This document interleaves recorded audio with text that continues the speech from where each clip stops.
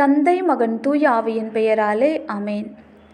கிறிஸ்து இயேசுவுக்குள் பிரியமான சகோதர சகோதரிகளே, கல்வாரியின் இரத்தமே என்ற தலைப்பில் இயேசு கிறிஸ்து நமக்காக சிலுவையில் சிந்தின இரத்தத்தை குறித்து இந்த தவக்காலத்தில் பல்வேறு தலைப்புகளில் நாம் தியானித்து கொண்டிருக்கிறோம். 11ஆம் நாளான இன்று நாம் தியானிக்க தேர்ந்தெடுத்திருக்கிற தலைப்பு என்றுமுள்ள மீட்பு தரும் இரத்தம். இயேசு கிறிஸ்துவின் பாடுகளினாலும் அவருடைய மரணத்தினாலும் அவருடைய உயிர்ப்பினாலும் நாம் பெற்று கொண்டிருக்கிற மீட்பு 1 வருடத்திற்கோ 2 வருடத்திற்கோ 3 வருடத்திற்கோ என்று குறிப்பிட்ட கால வரையறைகளுக்கு உட்படுத்தப்பட்டிருக்கிறது அல்ல. மாறாக அது என்றென்றும் உள்ள நித்திய மீட்பு. இதுதான் நாம் எபிரேயர் புத்தகம் 9ஆம் அதிகாரம் 12வது வசனத்தில் இப்படியாய் வாசிக்கின்றோம்.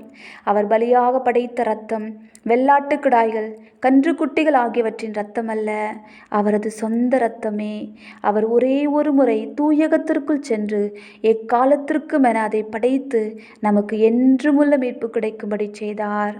எனக்கு பிரியமான சகோதர சகோதரிகளே, நம்முடைய மீட்புக்கு விலையாக கொடுக்கப்பட்டிருக்கிறது வெள்ளாட்டு கிடாய்களுடைய இரத்தம் அல்ல, கன்று குட்டிகளுடைய இரத்தம் அல்ல, மாசு மறுவற்ற பரிசுத்தமுள்ள ஆட்டுக்குட்டியான இயேசு கிறிஸ்துவனுடைய இரத்தம், அவருடைய சொந்த இரத்தம்.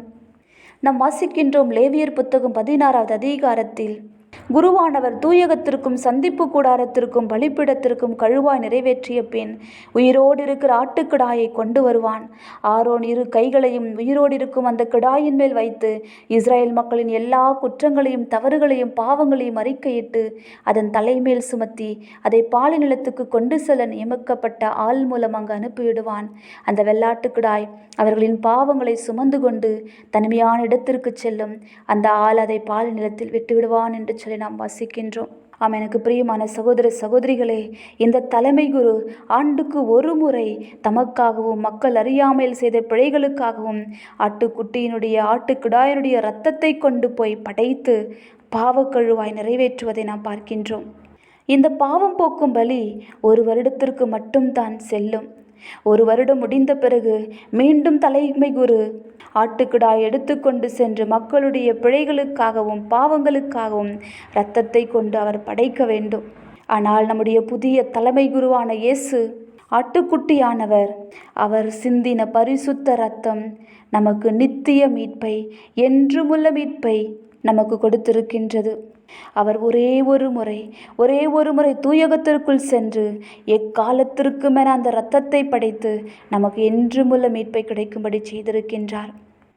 எனக்கு பிரியமான சகோதர சகோதரிகளே, இயேசு கிறிஸ்துவின் இரத்தத்தினால் கழுவப்பட்டிருக்கிற நமக்கு என்றுமுள்ள மீட்பு உண்டு, நித்தியத்திற்கும் உரிய மீட்பு உண்டு.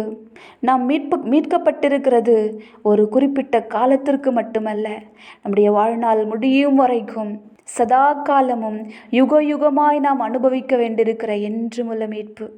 பழைய ஏற்பாட்டில் சிந்தப்பட்ட வெள்ளாட்டு கிடாய்கள் காளைகள் இவற்றின் இரத்தமும் கிடாரியின் சாம்பலும் தீட்டுப்பட்டவர்கள் மீது தெளிக்கப்படும் பொழுது சடங்கு முறைப்படி அவர்கள் தூய்மை பெறுகிறார்கள். ஆனால் இயேசு கிறிஸ்துவின் இரத்தம் நம்முடைய உடல், உள்ளம், ஆன்மா, ஆவி அனைத்தையும் தூய்மைப்படுத்தியிருக்கிறது, பரிசுத்தப்படுத்தியிருக்கிறது. நம் மனச்சான்றை நம் வாழும் கடவுளுக்கு வழிபாடு செய்யுமாறு சாவுக்கு அழைத்து செல்லும் எல்லா செயல்களிலும் இருந்து நம்மை தூய்மைப்படுத்தியிருக்கின்றது. அவருடைய பிரசன்னத்தில், அவருடைய சமூகத்தில் நிற்கக்கூடிய தகுதியை நமக்கு கொடுத்திருக்கிறது.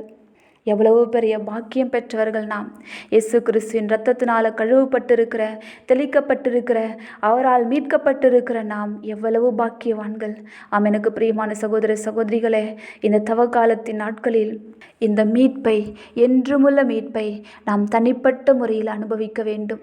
இந்த இரத்தத்தினால் உண்டாகின்ற விடுதலையை, இரத்தத்தினால் உண்டாகின்ற சமாதானத்தை, இரத்தத்தினால் உண்டாகின்ற மன்னிப்பை நாம் ஒவ்வொரு நாளும் அனுபவிக்க வேண்டும். ஆண்டவருடைய சன்னிதானத்தில் அவருடைய கல்வாரி மரத்தண்டை வந்து அவர் சிந்தின சிலுவையின் ஒவ்வொரு பகுதியிலிருந்தும் அவருடைய உடலிலிருந்தும் வழிந்தோடுகின்ற விலையேறப்பெற்ற பரிசுத்த இரத்தத்தினால் நம் உடல், உள்ளம், ஆன்மா ஒவ்வொன்றையும் கழுவி தூய்மைப்படுத்தப்பட வேண்டும். எதற்காக நம் ஆண்டவராக இயேசு கிறிஸ்துவுக்கு இப்பேற்பட்ட பாடுகள், இப்பேற்பட்ட மரணம்? எதற்காக அவர் சிறுமைப்படுத்தப்படுகிறார்? எதற்காக அவர் நொறுக்கப்பட்டார்?